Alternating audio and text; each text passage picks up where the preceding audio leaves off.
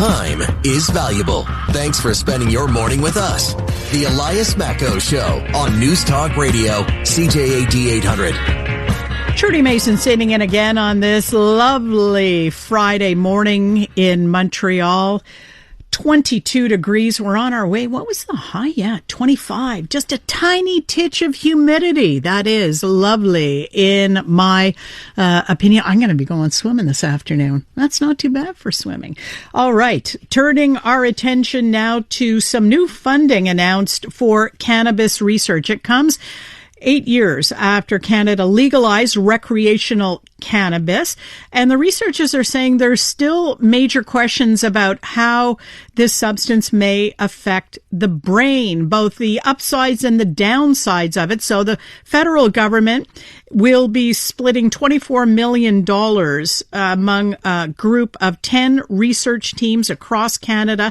They will work together to study how cannabis affects the brain of people with various conditions, various ages, and so on.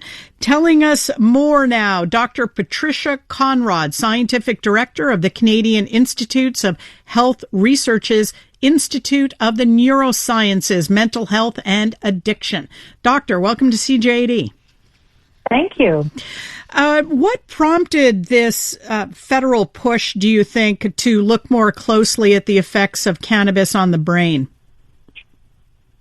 Well, actually, it was the legislative review of the Cannabis Act, and there was a very thorough review with hundreds of experts and stakeholders who provided their opinion on whether the Cannabis Act had been achieving its public health goals. And a report was tabled in Parliament in March 2024, I think it was.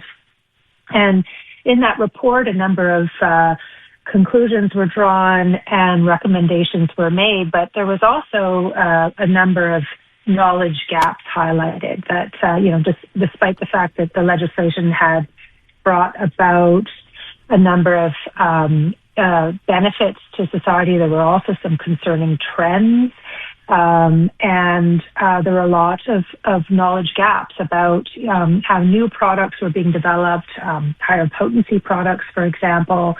What was the appropriate age of legal access, for example, and also just measurement issues like how do we kind of quantify cannabis and its various and the various components of the cannabis plant that have an impact on health. And so all of these questions and many others were outlined in the report, and in relation to that, the federal government dedicated specific funding to address those gaps. And so CIHR right now has recently launched a large strategic initiative to bring together all of the best researchers, cannabis and brain health researchers from across the country. This was an open, competitive call, and we now have the 10 strongest teams across the country working together towards, first and foremost, creating a brain health cohort that will evaluate just kind of normative brain health across the lifespan from 0 to 100. And then we'll also evaluate the effect of various types of cannabis exposures and cannabis use patterns on brain health across the lifespan for people living in diverse, contexts and with diverse individual differences. The other thing that these teams will do is they will also conduct very focused, rigorous cannabis studies. So some of them will be conducting clinical trials, evaluating novel interventions to reduce cannabis-related harms and cannabis use for people who feel they're misusing or dependent on cannabis. Other studies and trials will be testing the potential medical benefits of cannabis for certain brain conditions, such as epilepsy and post-traumatic stress. And then there will also be a number of studies looking at special populations, people who use certain products or who use cannabis for certain purposes. And then there'll be groups who are focused on measurement, like how do we establish a basic unit of measurement of cannabis? What are the components that are most important to measure? And how do we measure cannabis-related impairment in a harmonized way? And what's unique about this is that all these teams, these are teams that include multiple researchers per team, but all of these teams will then work together and they will use similar measurements, and they will pool their data, share their data, and create something bigger than what they can do as individual teams. And they will also be creating resources for the country so that other researchers can access data, tools, findings from this consortium, so that we all can benefit from this investment in research.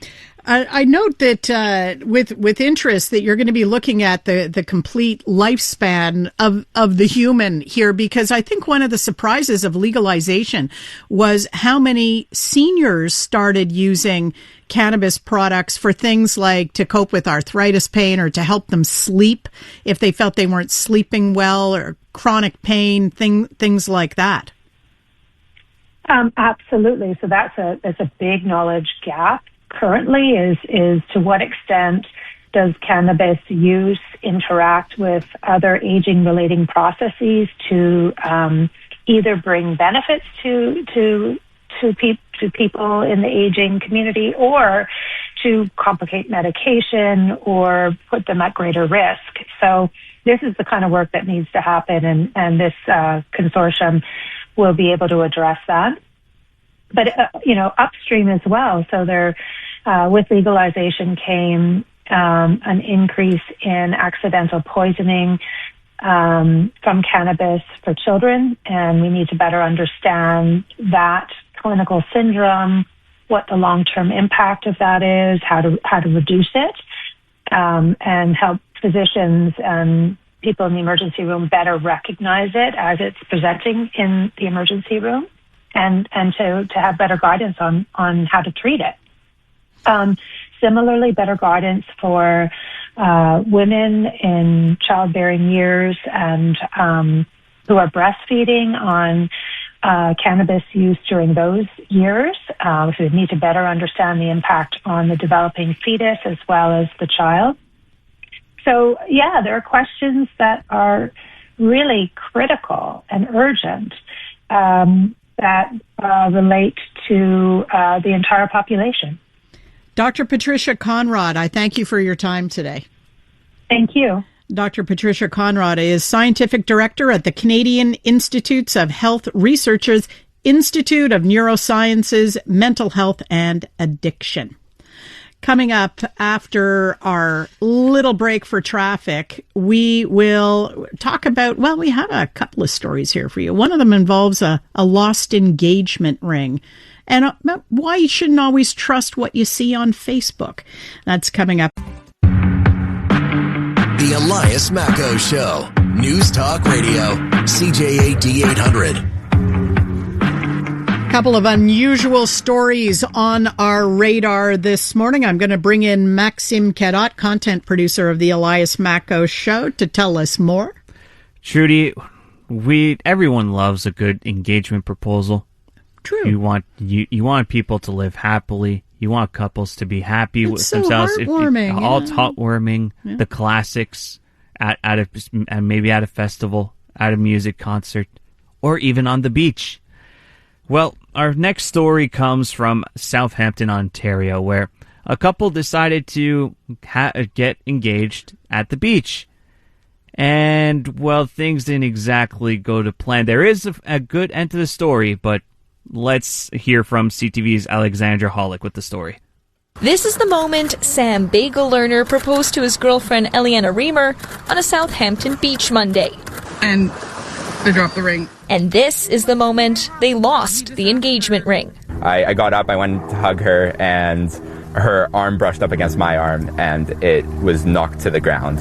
And so I looked down, and then all of a sudden the ring was not in its case. My first thought was definitely shock. I was like, no way, this has just happened. The couple stayed calm and started searching, knowing the ring couldn't be far. We were just like visually like looking around, and we didn't see it, and then a little bit of panic started to rise. He just asked her to marry him, and I think he dropped the ring, and now they're looking for it. Within minutes of the ring falling somewhere in this area of Chantry Beach here in Southampton, the community sprung into action, posting a social media call out to bring metal detectors and a keen eye to the beach. I came walking over to see if I could help. Jennifer Bedard was visiting the beach with her kids when she witnessed the proposal and what came after. She posted on Facebook, hoping local beachcombers would lend a helping hand. People started arriving like pretty quickly after that with their equipment to help. Among them was Saoirse Johnson, a Southampton resident with her brother's decades-old metal detector in tow. So at first I was just kind of sweeping wherever people told me to sweep. I didn't really know what I was doing exactly. More than an hour later, it started getting dark, but the group didn't lose hope, closing in until hearing that sound of relief. Saoirse? Her metal detector went off. I used the sieve. I found it. But it was not a one-person job. This was a community coming together. Honestly, I was sobbing when we found the ring. We were so eternally grateful for all the support and the wishes and people just coming down to help us. We were just complete strangers. As for the couple, they say their wedding is set for next summer, and they plan to visit the beach again in the future. But their first order of business? We'll make sure to keep the ring secure. We're getting it resized. Yeah. Alexandra Hullock, CTV News, Southampton.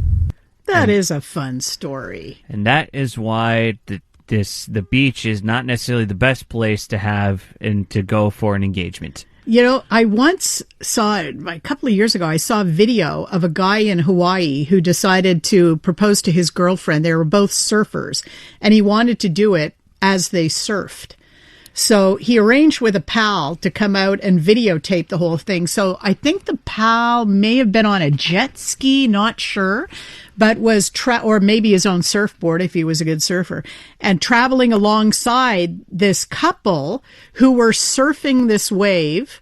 And all of a sudden, the guy pulls the ring box out and shows it to his girlfriend, who's on her own surfboard surfing alongside. And the whole thing was caught on video, but he confessed after that was not the real ring.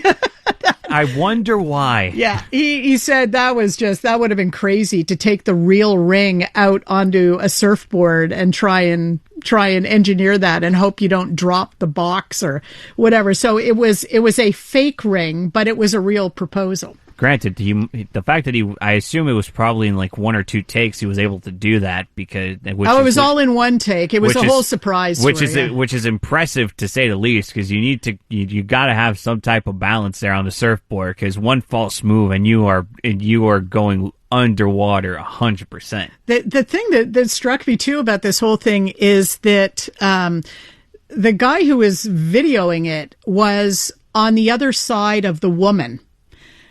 And she was wearing one of those buttless bikini bathing suits, you know, that has the a thong bathing suit. And I just remember thinking, they're going to have this lovely video of the proposal that she's going to want to show everybody. And here's her bare backside right up against the camera, you know, right in the central part of the camera as her boyfriend's proposing. But I thought anyway, that was a happy ending too, because it wasn't the real ring. What else have you got for us, Max?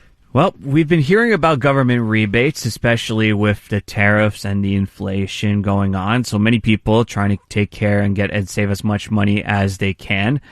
The problem is sometimes that seeing if there is a rebate, some people, they look on Facebook, and Facebook isn't necessarily the best place to look if you're trying to make sure that you're going to get a rebate and if it's exactly what it says. Here's CTV's Pat Foran. I had sleepless nights over this. Colleen Carter of Curtis says in April she was on Facebook when she saw an ad for a government rebate if you purchased a new furnace. She clicked on the ad and someone contacted her right away. A salesperson told her she was eligible for a rebate of $1,650. When you first saw the ad on Facebook, did you think it was a government rebate? Absolutely. Absolutely.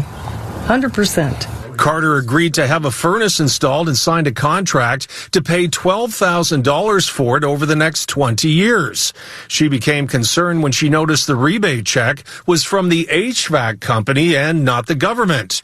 She was given an extra $250 for referring a neighbor. I'm going to be 94 by the time the contract's over, which makes no sense. Carter signed the contract with JP Home Comfort. CTV News emailed and phoned the company, but our messages were not returned.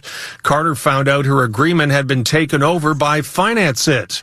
A spokesperson told CTV News, Finance It is not involved in setting the price a customer agrees to pay for a product or service or administering any government grant, rebate, or incentive programs. Customers have the ability to pay off their Finance It loan in full with no fees at any time. Carter feels she was misled and wants out of the deal. I would like to not have this loan payment for the rest of my days, and I would like to buy out whatever it would be, but not the amount that they're expecting. When CTV News reached out to JP Home Comfort and Finance It again, both companies worked with Carter to let her out of the contract. She returned the rebate and was allowed to purchase the furnace for $4,700, which she did, and that was great news for her. I am so happy I called CTV. I appreciate your help, and thank you so much. And be careful if you're offered a plan to buy or rent a furnace or air conditioner. While the monthly payments may seem low, over time you could end up paying 3 to 4 times more than what the equipment is actually worth. On your side, I'm Pat Foran. Oh, read the fine print, I guess. And also, don't trust what you read on Facebook. Oh, yeah. How many times do people have to say this?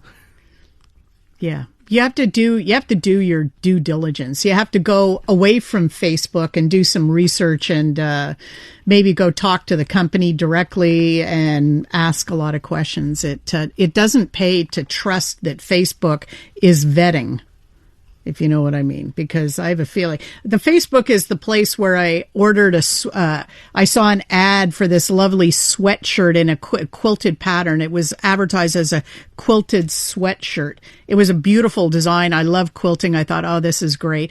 Well, when it arrived, it turned out to be not a quilted cotton sweatshirt. It was a cheap nylon sweatshirt with the picture of a beautiful quilt on it. So close. So how much did you spend on it? $50 for a nylon sweatshirt that you could probably get for $5. Yeah, because a lot of times those ads are like 99 cents. Get this. I ordered my girlfriend a shirt one time. It had a cat on it, and it was like $2. I was like, all right. It was from Temu or something. And yeah, I got a shirt with a picture of a shirt with a cat on it.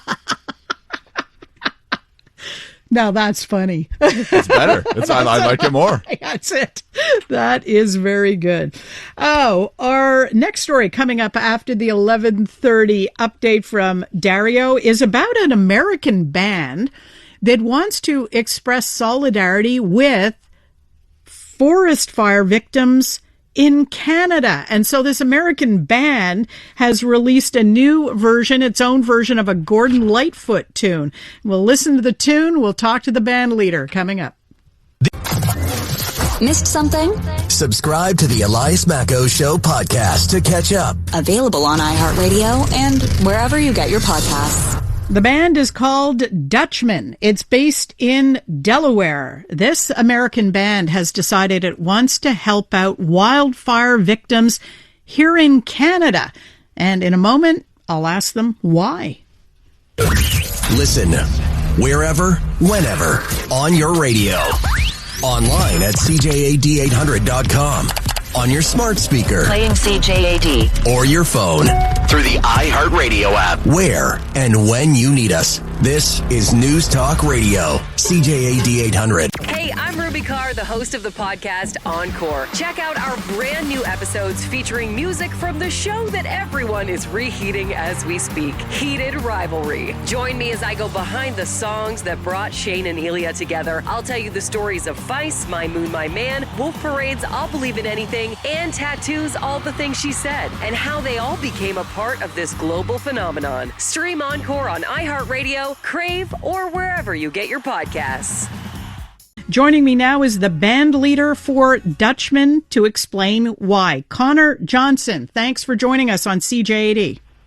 Absolutely, Trudy. Thanks for having us. What was the spark for this creative endeavor? Why did your band decide to record this tune? Well, it started when the smoke started coming down. I don't really watch the news much or get on social media, but it had been here for a few days, and then it started getting a little worse. And it kind of, I was sitting out on my porch. I was like, I should probably look this up and, see what's going on. And when I Googled it, it was just a whole lot of back and forth blame game going on. So I reached out to our publicist, Eric Alper, and just asked if he had any information. And, what he sent me was so contrast to the American media that it kind of sparked us to want to do what we could to bring attention to it. Well, at the time, I think folks will remember U.S. President Donald Trump was musing about somehow punishing Canada for the wildfire smoke that was drifting south from the wildfires in northern Ontario and the northern part of the Prairie provinces. Now, of course, all eyes are on BC because BC is in a terrible situation with wildfires now. Your reaction to it, would you classify that as a little bit of a political statement, your decision saying, well, instead of playing the blame game, why don't we look at helping? Not to throw Elvis into this, but to quote him, I like to leave the politics to the politicians. I found it to be more just troubling in a humanitarian sense of, regardless of who you think's fault it is or who you blame, there's people who need help at the end of the day. And, they have nothing to do with any of the people in suits arguing with each other.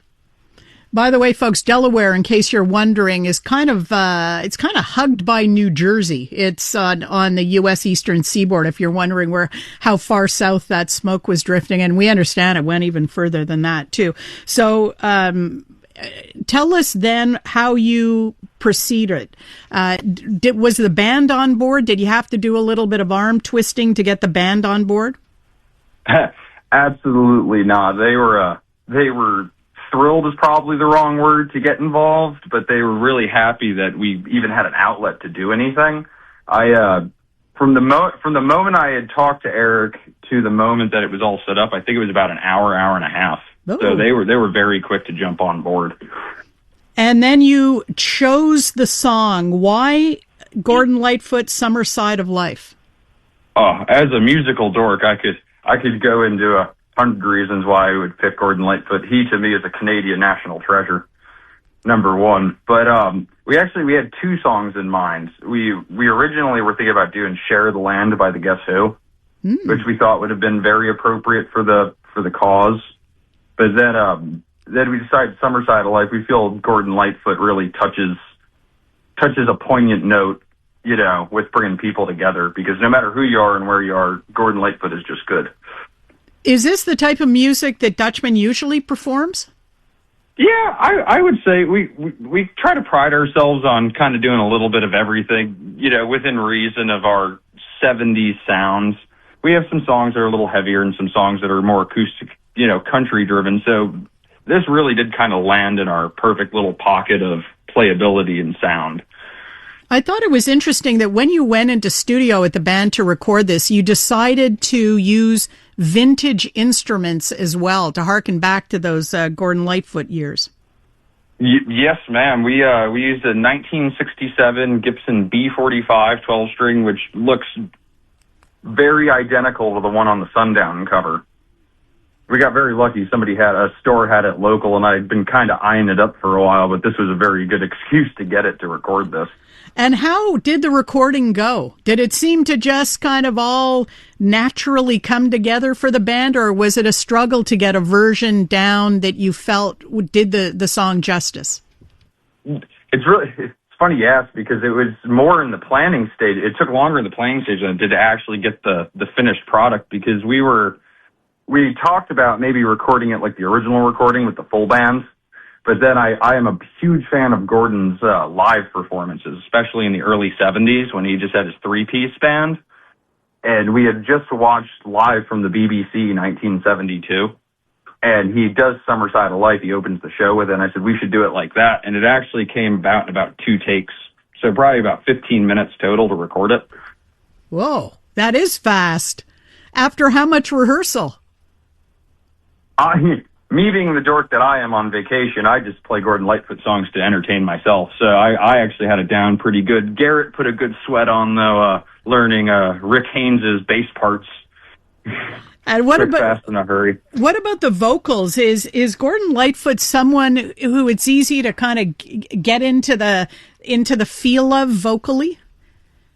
In a sense, I'd like to think I have a decently close range to him, his lower range, but definitely a lot more to it than just, singing low and praying for the best.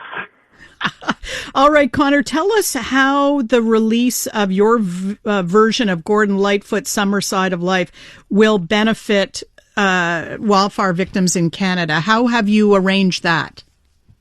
So we've arranged that every release has a link straight to Canadian Red Cross to cut out, any middleman red tape that we possibly could in any way that we could. But then also we have the royalties going through a distribution system that is going straight to the Red Cross every time there's a payout that is available. So that means if people go and listen, is it on Spotify or platforms like that? If they listen there, any royalties generated will go to the charities?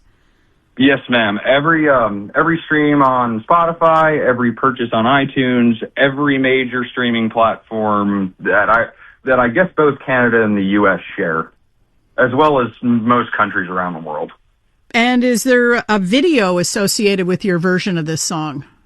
There is our live performance of it. We have an electric performance with the whole band live from WBOC CBS, which is our local CBS network. We played on Delmarva Life. It's a morning show, or afternoon. They shoot in the morning. I guess it's an afternoon show. And we did an interview bringing attention to the situation, as well as performed Summer Side of Life and The Wait by the band.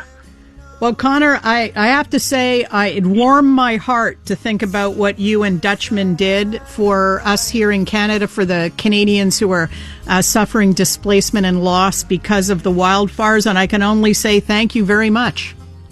Absolutely. Canada has been so good to us in our 10 years as a band. Eric Alper especially at Cashbox Canada has always been very warm with their reviews on our music. It only seems right, and it's never hard to make the right decision. Connor Johnson, thanks very much for your time. Thank you very much, Trudy. Connor Johnson is band leader for Dutchman. Hey, I'm Ruby Carr, the host of the podcast Encore. Check out our brand new episodes featuring music from the show that everyone is reheating as we speak, Heated Rivalry. Join me as I go behind the songs that brought Shane and Elia together. I'll tell you the stories of Feist, My Moon, My Man, Wolf Parade's I'll Believe in Anything, and Tattoo's All the Things She Said, and how they all became a part of this global phenomenon. Stream Encore on iHeartRadio, Crave, or wherever you get your podcasts. The stories making waves in Montreal. The Big Five with Elias Mackos from News Talk Radio, CJAD 800. Look at that, 22 degrees out there. Well, we're getting a little more cloud here in the eastern part of downtown, but it's supposed to be a mix of sun and cloud this afternoon. A high of 25, not very much humidity, and I sure am enjoying those cooler evenings. Wow, a low tonight of 13 degrees. Beautiful, beautiful for sleeping. You enjoy this type of weather, Sue Smith, in studio? Yes, yeah. Hello. Yes, I do. 13 is quite cool, though. Yeah, that's putting the blankets back on the bed, sure. Yeah. The duvet goes back on. Yeah, no, it's much nicer than that. I mean, I don't know. The heat's nice, too. I like all weather pretty much. We say my husband is a lizard. He likes to bask in get out in the summer and bask. Yes. Oh, no. I'm definitely not like that. I'm not a heat lover, but I love that it is hot, if you know what I mean. Like, I just love, not having to put coats and sweaters on. And million layers. Yes, boots. exactly. The boots are the bane of my existence. Hey, I wear running shoes whenever I can in the winter. Yeah. People think I'm crazy. I like boots. Have you done any getaways in Quebec this summer? And I'm asking because we're going to Trois-Rivières this weekend. Nice. Yeah, I'll explain that in a sec. But have you gotten away in Quebec? Explain it now. I want to hear about it. No, but I'm going to Mont-Saint-Anne on Labor Day weekend. Nice. Yeah. I mean, I spent a lot of time up north in the Laurentians. So, I've been doing that. But I'm going to Mont-Saint-Anne over Labor Day. Why are you going to Trois-Rivières? Because they have, we interviewed on the show a few weeks ago, a distillery out there that makes, I know what you mean. It's interesting, but they have a line of rum. And we're Tiki people, Kev and I. And they also, funnily enough, in Trois-Rivières, have a Tiki bar. Okay, sorry, I don't know what weird Tiki people means. Tiki, we're into Tiki. What does that mean? It's a whole little subculture, subgenre. Tiki, it's all wrapped up in nostalgia, 50s and 60s. Like, do you wear grass skirts? I don't wear a grass skirt, but we have a lot of aloha shirts. And I have a moo-moo. Kev doesn't like the moo-moo on me. We have a lot of Hawaiian shirts. Okay. And Kev and I even have matching ones. You're Tiki people. Yeah. That's hilarious. We've been doing elbows up, so we haven't been going to our convention in Lake George every year because they have a convention. There's a Tiki convention? There are several Tiki conventions. The big one, there's a big one in California. There's a big one in Las Vegas. There's a big one in Florida. And there's the one closest to us in Lake George every year called Ohana. And for several years running, we've gone there, but not since, not since that. Of course. So you're going to go to Trois-Rivières. Yeah, because we're kind of missing they're Tiki people out there too. Yeah, well, this place called Coconut is a motel / bar / restaurant place. And it's a classic Tiki decorated restaurant with the, they always have the water feature. So you go over a little bridge with water flowing beneath it. It's usually like a fish tank, a little stream that has goldfish in it. And that's symbolic of leaving all your cares on the other side of the stream when you come into a Tiki. Plus, you're already dressed in the aloha shirts, so you're in the moo-moos and everything else. Yeah. Do you remember the Kontiki bar downtown? Absolutely. Yeah. I mean, when I was in high school, that was the place to go and get in illegally, mind you. But yeah. Yeah, us too. That was a big one. Mai Tai and all those fancy cocktails. Yes. And then there was that Chinese restaurant up near the Olympic Stadium. There's Jardin de Tiki, I think it was called. And that was also very big at the time. So you've always been a Tiki person. Well, I mean, no, we just like Chinese restaurants and buffet type things, I think, that took us there. Now there's a Tiki bar in Montreal called Snowbird on St. Hubert Street. And that's very well decorated. I am learning so much from you. Yeah, who knew about Do you ever Tiki? have like Tiki parties and decorate your house and stuff? Of course you do. Yeah, a couple of years, Kev decorated our back deck as a Tiki bar and had all kinds of decorations and stuff. And I want to get on that party list.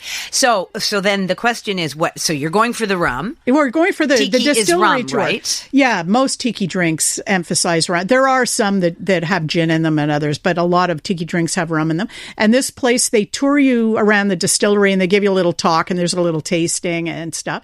And then we're going to go to the Coconut. And there's also a very good poutine restaurant there. We're going to go to the Coconut. Of course. We're going to walk over the bridge and leave our troubles behind. Oh, yeah. Okay. I did not know there was a rum distillery in Quebec. I mean, rum is made of sugarcane, so yes, isn't that odd? And they're experimenting, too. They have a number of different products, including a spiced rum that's quite nice. Yeah. So let's get to you. What's coming up on the show this afternoon? No, it's tomorrow. It's the weekend show. Right. I know. I've been doing that in Montreal now, but I'm hosting Weekends with Joanne Vrakas for the next 3 weekends.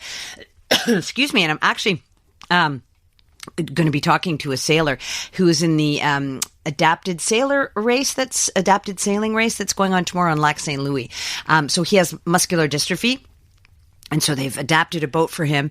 It's a special association that just does that for sailors living with disabilities, so that he can do it all with a joystick. And their big race and their big fundraiser is tomorrow. So we're going to be talking about that. Nice. Yeah. All right. That's always good to hear, when you see how activities can be adapted to be more inclusive. It's amazing. I'm going to let you go, but I guess I really feel like having a pina colada right now. Is it too early? Noon? Do Tiki people start drinking at noon? Probably. Probably. You know, they say it's 5 o'clock somewhere all the time. I would recommend a Mai Tai, though. The classic Tiki drink is a Mai Tai. Okay. Yeah. Pina colada is more, what do they call those? A boat drink. Yeah. Yeah. But some people love, it's whatever floats your boat, so to speak. All right. Thank you very much, Sue Smith. Looking forward to that. My very great thanks to Maxime Cadot, who is the content producer of the Elias Macco Show, and our technical producer and master control today, Andrew Malik. Thank you very much as well. I hope, folks, you get a chance to enjoy your weekend. Canadian women are looking for more out of themselves, their businesses, their elected leaders, and the world around them. And that's why we're thrilled to introduce the Honest Talk podcast. I'm Jennifer Stewart. And I'm Catherine Clark. And in this podcast, we interview Canada's most inspiring women. Entrepreneurs, artists, athletes, politicians, and newsmakers, all at different stages of their journey. So if you're looking to connect, then we hope you'll join us. Listen to the Honest Talk podcast on iHeartRadio or wherever you listen to your podcasts.